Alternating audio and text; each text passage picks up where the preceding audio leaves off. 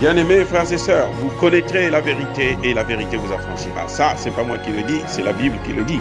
Mais moi, je vous dis bien, vous connaîtrez la vérité historique, notamment celle de vos ancêtres kémites, et vous aurez une vision globale de ce que c'est que la vraie souveraineté politique. J'ajoute, vous reviendrez à la spiritualité africaine ancestrale et vous comprendrez les enjeux de l'indépendance économique.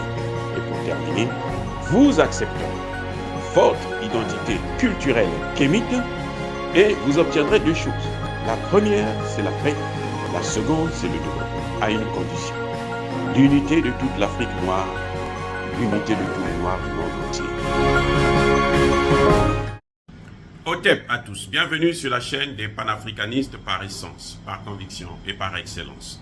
Celle des citoyens kémites par nécessité et obligation de combat. Nous sommes une chaîne qui n'est guidée que par nos ancêtres et rien que par les ancêtres qui appartiennent à l'égrégore du monde noir. Par conséquent, nous ne croyons en aucun Dieu venu de l'étranger. Toutefois, cette vidéo n'est aucunement destinée à inciter à la haine ou à la violence, car nous menons un combat qui est d'abord et avant tout spirituel, intellectuel et démocratique, ensuite politique, géopolitique et géostratégique, contre l'impérialisme, le colonialisme, le néocolonialisme et l'endocolonialisme, qui sont tous qualifiés de crimes contre l'humanité. Nous menons ce combat sur la base du principe fondamental que nous avons hérité de nos ancêtres kémites, qui est celui de la Mahat, c'est-à-dire solidarité, vérité et justice. Vous êtes en droit de connaître la vérité et nous avons l'obligation de vous dire la vérité, rien que la vérité, afin que justice soit rendue au continent africain. Et ça, c'est notre modeste contribution dans cette noble lutte en faveur de la souveraineté, la dignité, la solidarité et l'unité africaine. C'est ça que nous appelons le panafricanisme. Bien-aimés frères et sœurs, le Congrès américain a pris une loi, a adopté une loi pour punir les pays africains qui vont avoir des relations avec la Russie, pour punir les pays africains qui vont reconnaître les États annexés par la Russie, les États du Donbass. Bien-aimés frères et sœurs, je tiens à vous informer aussi que les États-Unis ont proliféré des menaces au Burkina Faso et ont dit qu'ils vont couper l'aide au développement, l'aide humanitaire à tous les pays africains qui auront des relations avec la Russie. Je tiens à vous informer d'ores et déjà, quand la Russie a reconnu ces États comme faisant partie du territoire russe, le Conseil de sécurité s'est réuni en urgence. Il ne s'est pas réuni quand le Mali a demandé à ce qu'on puisse leur donner des preuves que la France est un État terroriste. Ils ont refusé de se réunir. Mais là, ils se réunissent en urgence parce que c'est l'Ukraine, parce que c'est des leucodermes, parce que c'est du racisme pur et simple. Ils vont se réunir, ok, très bien. Vous savez quoi? Il y a un pays africain qui s'est abstenu, qui a refusé de condamner la Russie. C'est le Gabon. Bravo, le Gabon. Bravo. Ce qui se passe en Russie, ça ne nous regarde pas. Que les Européens, que les États-Unis fassent leur guerre en Russie, en Ukraine. Ils n'ont qu'à aller là-bas en Ukraine. De toutes les façons, tout le monde le sait. C'est un secret de Polichinelle. Ils ont envoyé plein de mercenaires européens, américains qui combattent. Ce n'est plus l'armée russe, ukrainienne qui combat l'armée russe. C'est une armée multi-européenne et américaine qui combat. Ce sont des mercenaires qu'il y a là-bas. Vous le savez aujourd'hui, tout le monde le sait. Mon message s'adresse au Burkina Faso d'abord. Si vous voulez stopper ces scandales, ces ingérences, ces attaques, la seule chose que vous avez fait, c'est aller vite signer un accord avec la Russie. Capitaine Traoré, la seule chose qui peut vous sauver là, c'est vite prendre contact avec la Russie. Tant pis pour eux, tant pis pour les Américains, tant pis pour les Européens, tant pis pour la France. Ils ont eu l'occasion de faire du Burkina Faso un Eldorado. Ils ne l'ont pas fait. Depuis les indépendances, pour prendre le temps le plus court, je ne veux pas parler de l'esclavage, de la colonisation. Les indépendances, parce que c'est là qu'ils ont dit que non, maintenant vous êtes libres de gérer vos pays. Ils sont restés là, à travers les fameux accords de défense. Ils ont mis des bases militaires, ils nous ont imposé une monnaie. Et c'est ça qui est à l'origine de notre sous-développement.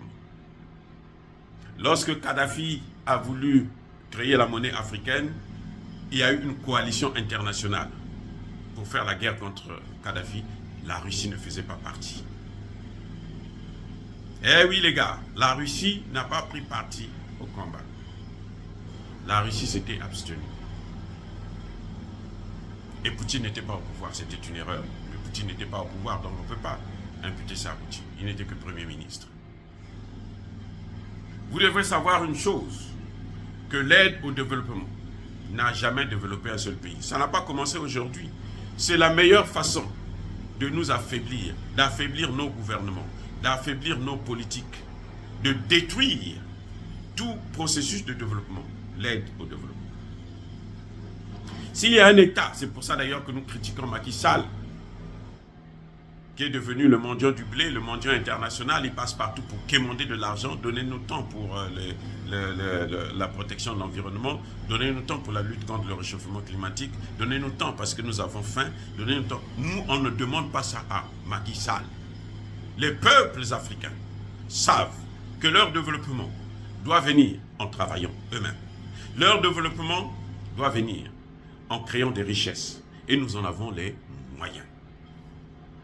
J'ai écouté Jacques Chirac qui expliquait à ses compatriotes, au moment où il était encore au pouvoir, il dit que le kilo de café produit en Côte d'Ivoire coûte 5 $. Avec ce kilo, on peut fabriquer 50, écoutez bien, 50 tasses de café. Et la tasse de café, le prix moyen, c'est 5 $. Donc, ça fait 250 $, pour 250 € pour 1 kilo de café. C'est ça que ça rapporte. Pour transporter ce kilo de café jusqu'en France, c'est peut-être 1 € en plus ou 2. Même pas, 1 €. Même pas, parfois même pas 50 centimes ou 25 centimes.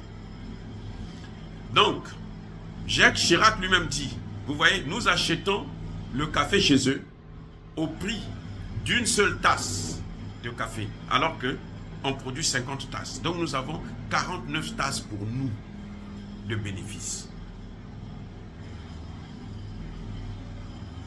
Vous voyez comment nous sommes escroqués? Or, si ce café-là était transformé en Côte d'Ivoire, là où il est produit, ou au Ghana, les 59 tasses-là devaient être produites en Côte d'Ivoire.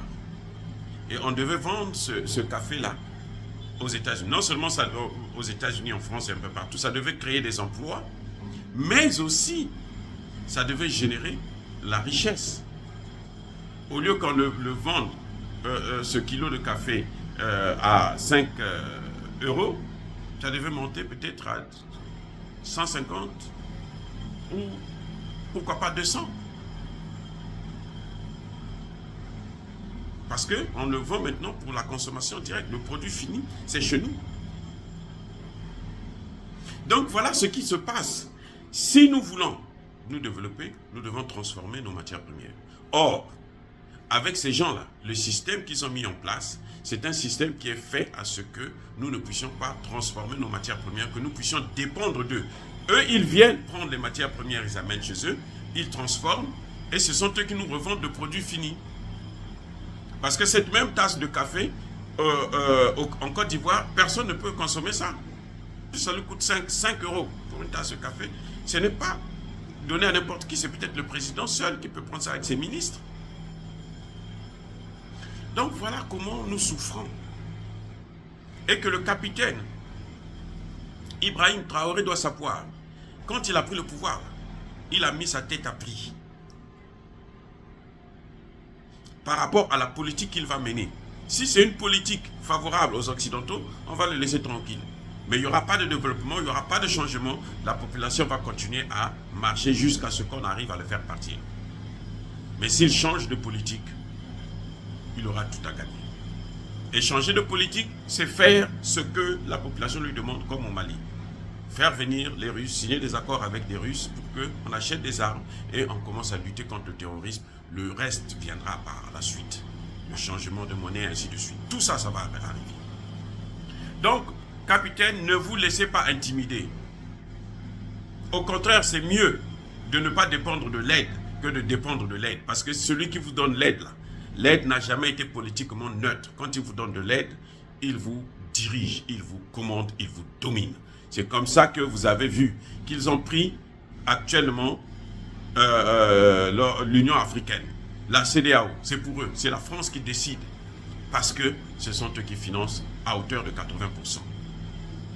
Et cette aide-là, nous payons, les populations payent sa chair. Maintenant, il faut se débarrasser de cette aide-là. Montrons à l'Amérique que nous pouvons vivre sans leur aide. Et nous en sommes capables. Parce que nous avons tout pour vivre sans eux. Mais eux, ils ne peuvent pas vivre. Ils ne peuvent pas vivre sans nous. Eux, ils ne peuvent pas avancer sans nous. Ils ne peuvent pas se développer sans nous. Parce qu'ils ont besoin de ce que nous avons. Ce que Dieu nous a donné, que Dieu ne leur a pas donné. Parce que Dieu savait que si je leur donne tout ça, ces gens-là seront méchants. C'est pour ça d'ailleurs que je ne crois pas à leur fameux paradis. Ils le disent même eux-mêmes, ils n'y croient pas, puisqu'ils disent que l'Afrique sont les Africains. C'est leur paradis sur terre. Oh, bien-aimés frères et sœurs, dire cela, c'est inciter à la haine ou à la violence. Non. Yaba colère, veille à malembe. Nous débattons, nous expliquons à nos compatriotes, à nos frères et sœurs, ce qui se passe au niveau international. Entre-temps, soyez bénis par le Dieu des Kémites. J'ai dit et j'assure. Abou Apia.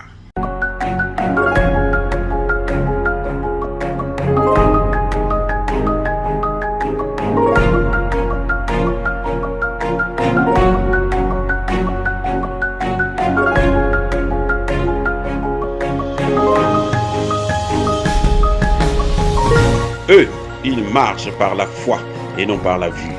Mais moi, je vous conseille vivement de marcher par la connaissance scientifique et historique, notamment celle de nos ancêtres kémites, par les 5 sens et par l'intelligence. Abou Apia.